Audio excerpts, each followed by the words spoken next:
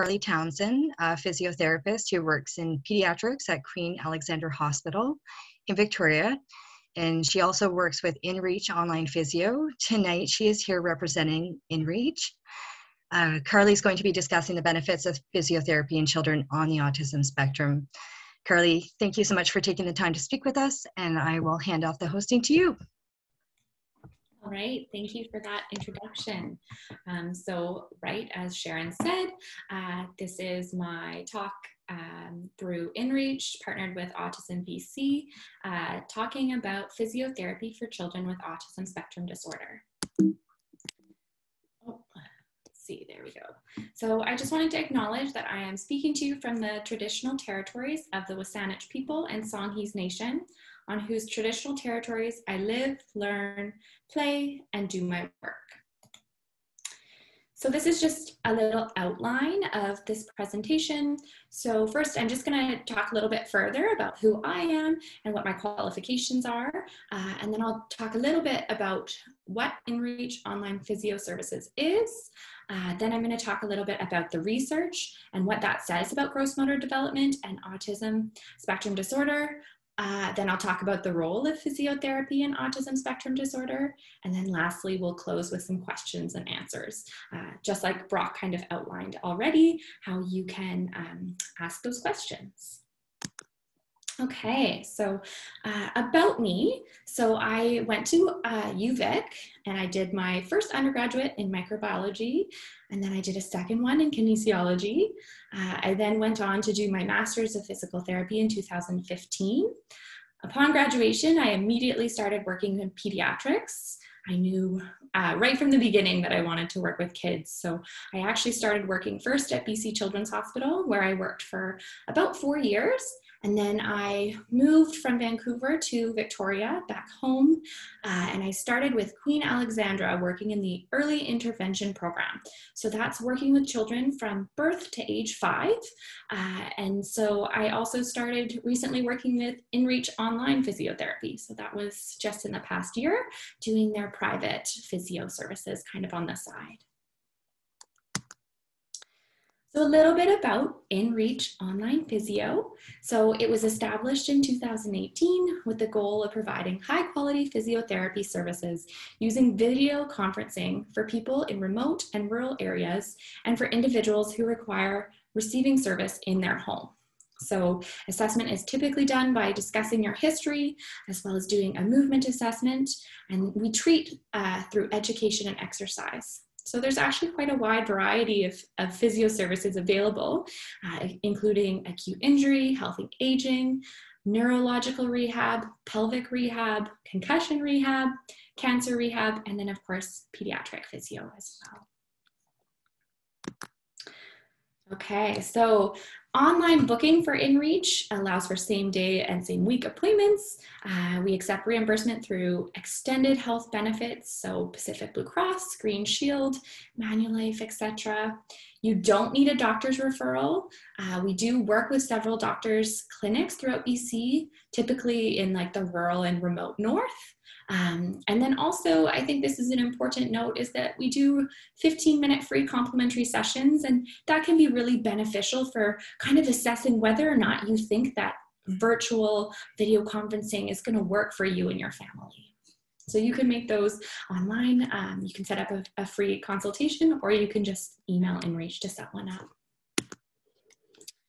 Okay, so language and personal identification is really a hot topic in the autism spectrum disorder community, with people having a variety of views. I really wanted to include this slide because I think it's really important. I think that language matters. And as an individual with autism spectrum disorder, or as a parent of a child with autism spectrum disorder, I think you have the right to define your own identity language or that of their child, especially when working with healthcare providers. So I just want to let you know that I'm happy to change my identity language when working with families and children one-on-one so that I meet you where you're at. But for the purpose of this presentation, I will be using person-first language. So I will be referring to children with autism spectrum disorder rather than identity-first language, for example, autistic child. I also will be referring throughout this presentation as to children with autism, and I'm using that to include children who have been diagnosed with autism spectrum disorder, as well as children that have not yet been diagnosed, but that it is suspected. So I also just wanted to clarify, I've been using the term autism spectrum disorder, but for the rest of the presentation, I will just be saying ASD, which means autism spectrum disorder. Okay, so moving more into the bread and butter of this talk today. So hopefully this is kind of the real reason why you guys came and are watching this. So talking about gross motor skills and autism spectrum disorder. Behavioral, social, and communication features observed in children with ASD are well researched and well documented. But for the past 10 years, we've really started looking into gross motor differences between neurotypical children and children with autism. And it's begun to emerge and show that there are motor impairments as a feature of ASD.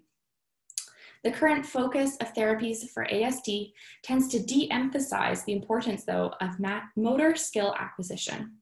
So essentially, while we know that motor impairments are often present in children with ASD, these impairments tend to be neglected as they're not part of the diagnostic criteria for the disorder.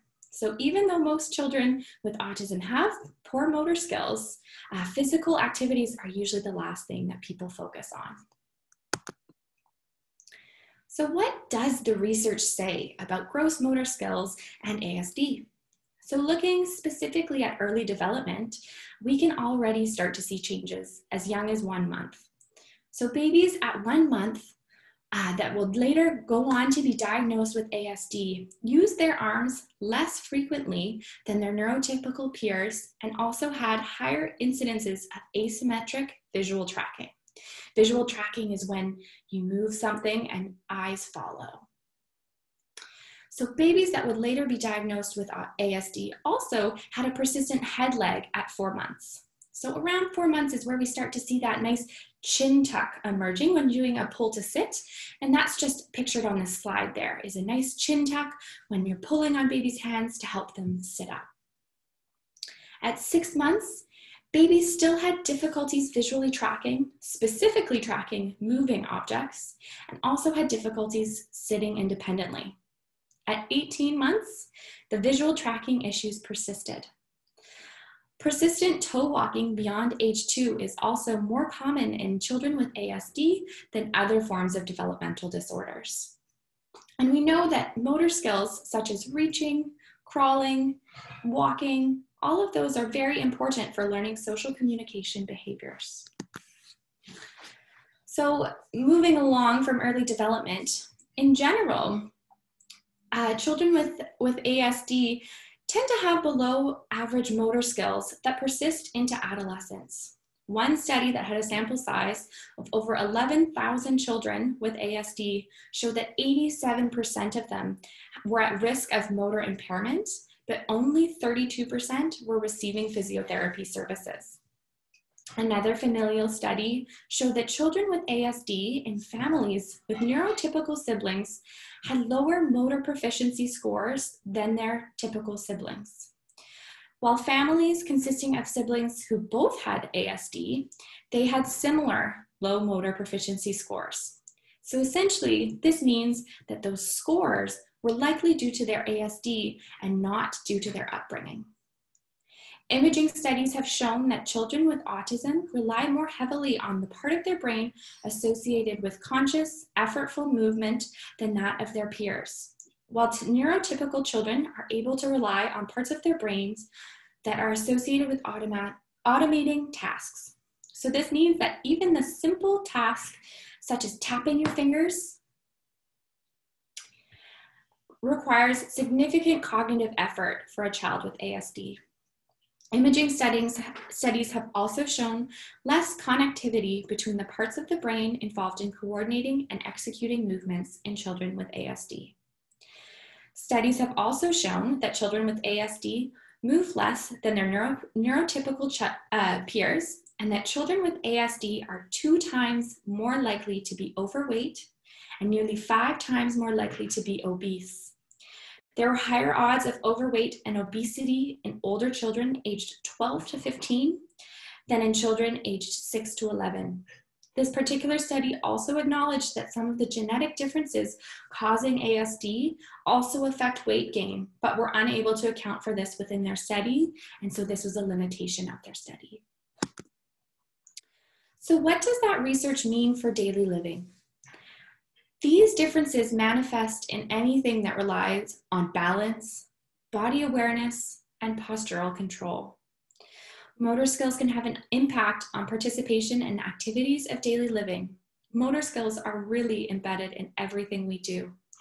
We need coordination to brush our teeth, do up a zipper, fasten Velcro, or walk in a straight line. Children are all different though. It's important to note that. So some may have more difficulties with fine motor skills, some may have more difficulties with gross motor skills, and some may have difficulty with both. So what does that research really look like for children with ASD? So some toddlers may have difficulties and delays reaching fundamental gross motor skills, such as walking, crawling, sitting. Some children may have difficulty maintaining their posture and balance while standing still or moving. And this may look like an awkward and uncoordinated gait as they move. Some children have difficulties coordinating both their left and their right sides of their bodies simultaneously and in relation to one another, so such as while hopping or jumping. And some children have difficulty with hand-eye coordination, such as catching or throwing a ball. How can physiotherapy help children with autism? So research shows that there can be as much as a 6-month gap in gross motor skills in the early years, and that gap widens as children age. Early physical therapeutic intervention can lessen that gap or help children with ASD catch up to their peers. Motor programs do more than just improve their gross motor skills. They involve practicing hand-eye coordination, visual tracking, turn taking, and following both verbal and nonverbal communication.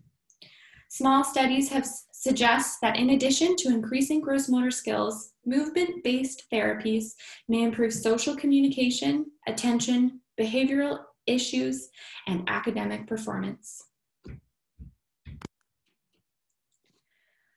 So traditional studies, traditional applied behavioral analysis, or ABA therapy, quite often includes mainly tabletop activities.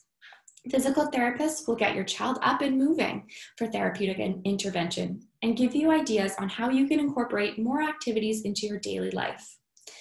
Physiotherapists are experts on helping children practice foundational movements that help them to improve their balance, postural control, and coordination. Physiotherapy can help your child to meet their gross motor milestones, improve the quality of their gross motor skills, such as throwing, catching, jumping, or even riding a bike. So a modifiable risk factor for being overweight or obese is the lack of physical activity. Physical therapists are movement experts who can help your child to become more active. Again, there are certain genetic mutations leading to ASD that also cause obesity. However, we know that being physically active is an important part of health that shouldn't be neglected even if a child isn't losing weight. So toddlers age 1 to 2 and preschoolers age 3 to 4 should accumulate 180 minutes of physical activity at any intensity throughout the day. So this could look like climbing stairs, moving around the home, playing outside, crawling, walking, running. The older that they get, the more energetic this movement and activity should be. Children aged 5 to 11 should accumulate at least 60 minutes of moderate to vigorous physical activity daily. This could include vigorous activity 3 days a week and strengthening activity 3 days a week. So some suggestions for activities include bike riding, playground activities, playing tag, running, swimming, and anything that should be considered vigorous should get your child sweating and out of breath. So youth, actually, it's the same guideline. So they should accumulate 60 minutes of moderate to vigorous physical activity daily, and it should include vigorous activity 3 days a week and strengthening activities 3 days a week. But some of the suggestions are a little bit different as children get older. So some things that they could do include skating, bike riding, running, rollerblading, going to the gym, or taking a fitness class. So then moving into what to look for when choosing a physiotherapist for your child. So physiotherapists all pass the same licensing exam. We all go through the same schooling. So any physiotherapist is licensed to treat any age. However, there are some physiotherapists that have really dedicated their careers and their post-schooling education towards working with children. So I would highly recommend looking for a physiotherapist with experience working with children, particularly children with neurodevelopmental disorders. Look for someone that's willing to include you as a parent in formulating a treatment plan, because when it comes to pediatrics, really parents are going to be heavily involved in executing this treatment plan. So you should be pretty involved when you're making it as well. There are a couple different online resources for finding a physiotherapist. So there's the Registry of Autism Service Providers, or the RASP list online, but there's not as many physios, I think, on that list as there are in the province. So if you're looking for someone based on your geography, you can look on the Physiotherapy Association of BC. There's a Find a Physio search function, and you can put in your geographical location, and you can also indicate that you would like to look for a physio that works with children, and it will pop out a list. So then moving into some really cool research that I found in the field of ASD and motor skills. So there's a study that just came out looking at video games, including striking a pose and holding it. So exercises with like a Wii or an Xbox Connect or a Nintendo Switch. And it actually showed that this training program, including these video games, helped children with ASD improve their balance and posture, because it was balance training. The other piece too that was interesting was that they enjoyed doing it. So another study looked at the secondary effects of a motor intervention. So it took two groups of children aged 4 years old with ASD, and they had a fundamental motor skills intervention. And what they found was that they had improved motor skills, but they also had improved social skills, listening skills, turn-taking skills, and transition skills just from this fundamental motor skill intervention. I found another brand new study that just came out in February that compared a creative movement and dance intervention with traditional ABA-based seated play in children aged 6 to 14 over an 8-week intervention. So what they saw was improved whole body coordination, balance, and imitation accuracy in the creative movement class when compared to the ABA seated play. Social smiling also increased more in the movement group, while compliant and interested affect increased more in the seated group. So I also just wanted to acknowledge and thank Sharon Grattan and Brock Shepard from AutismBC for their help in organizing this webinar, and also open it up to any questions or comments that people have. Yeah, that's kind of it there. Thank you so much, Carly. One of the questions that we did receive is people are wondering if they can get the slides. Oh yeah, absolutely. I'll send the slides to you. Okay, fantastic.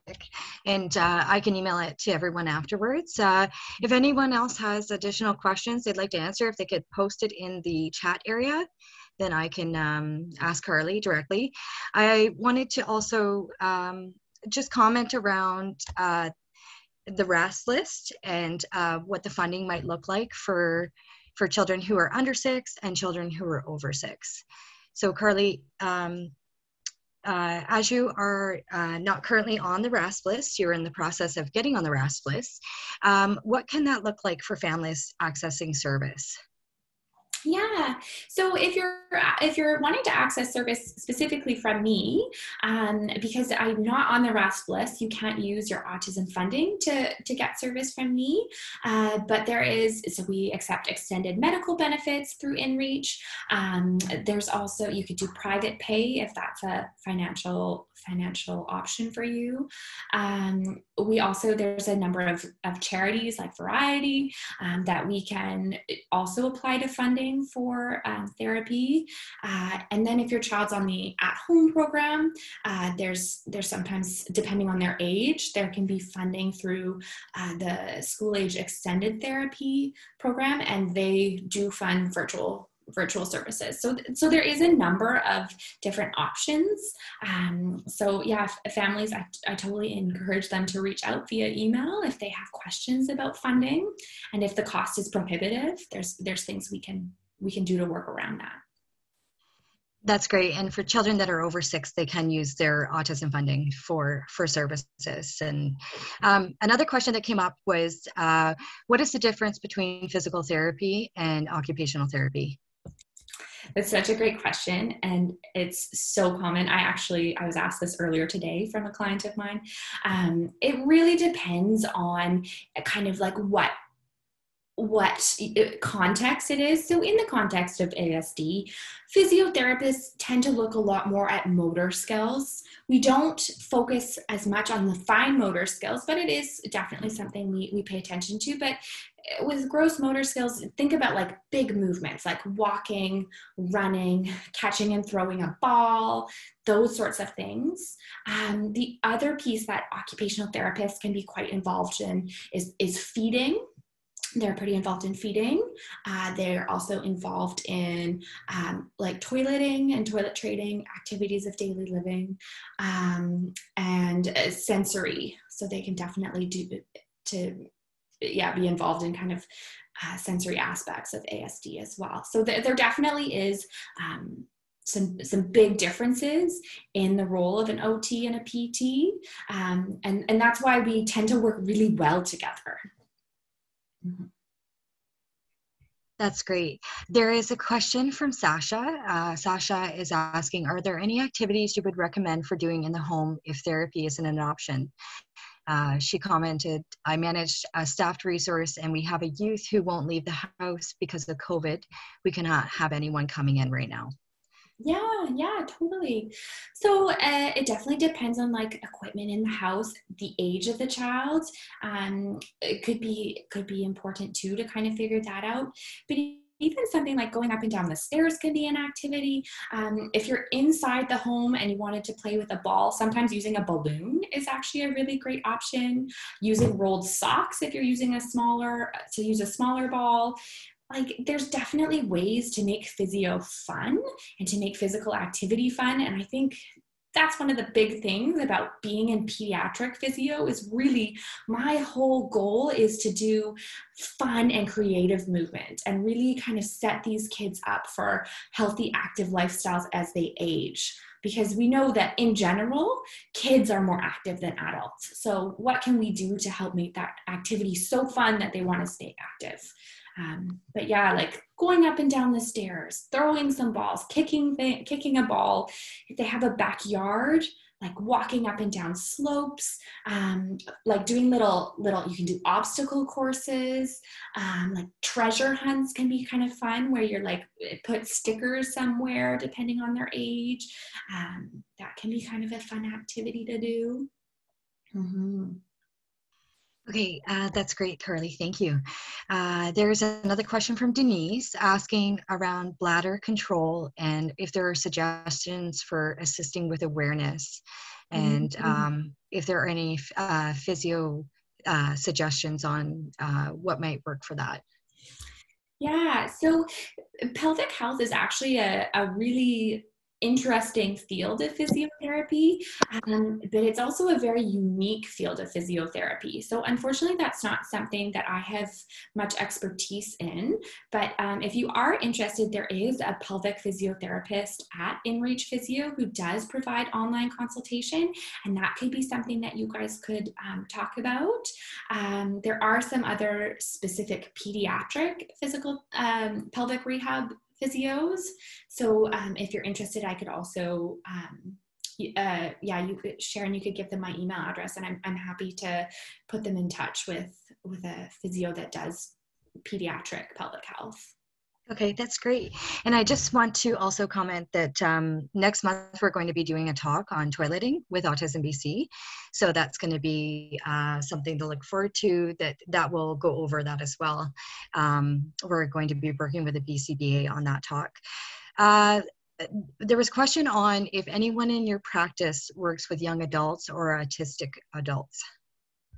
So, yeah, so I work with, typically I work with children under the age of 5, like in my daily job, but through InReach, I work with anyone kind of 0 to 20. But for adults with developmental delays or disorders, like I'm quite comfortable working with adults as well. If you do feel like there is more, they need more of an adult touch than kind of my more kid-friendly approach, then there definitely are physios that would be comfortable working with adults with developmental delays or any sort of neurodevelopmental disorders. Okay, great. Another question was, are there any sensory feedback strategies to improve a child's awareness of their body posture and movements? Yeah, so speaking specifically to like sensory pieces, so there's definitely, so there's a few things that we can do. There's certain pieces of equipment or clothing really that actually are tighter and made of specific materials, and they're called like Physio suits. So they're a sensory processing input orthotic, and it's really like kind of wearing really tight clothes, and it does apply a little bit of a sensory feedback to your body while you're standing and can actually improve postural control.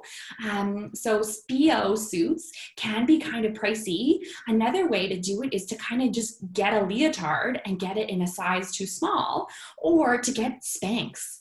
Right, like shapewear for women in the smallest size you can, and that kind of tightness, it can give some interesting sensory feedback that can help with that postural control. That's great. Okay, so it looks like we don't have a lot more questions. I think we could leave it open for a little bit here to see if anybody else would like to comment. And I'll just make sure that I've got nothing else on the chat here.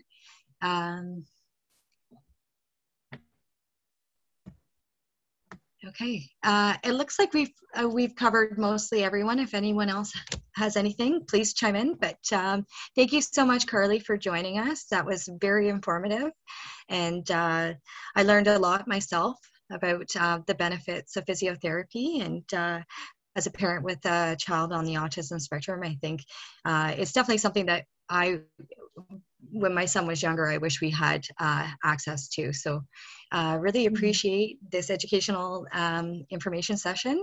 And if there's anything else you would like to add, please do so. I think that covered it, but thank you all so much for joining me. I know, like I talked about it a little bit, physiotherapy and autism isn't always something that you think of together, and so I appreciate you guys taking the time to come and watch this talk, and hopefully learning about why physiotherapy maybe is something that you should consider including for your child.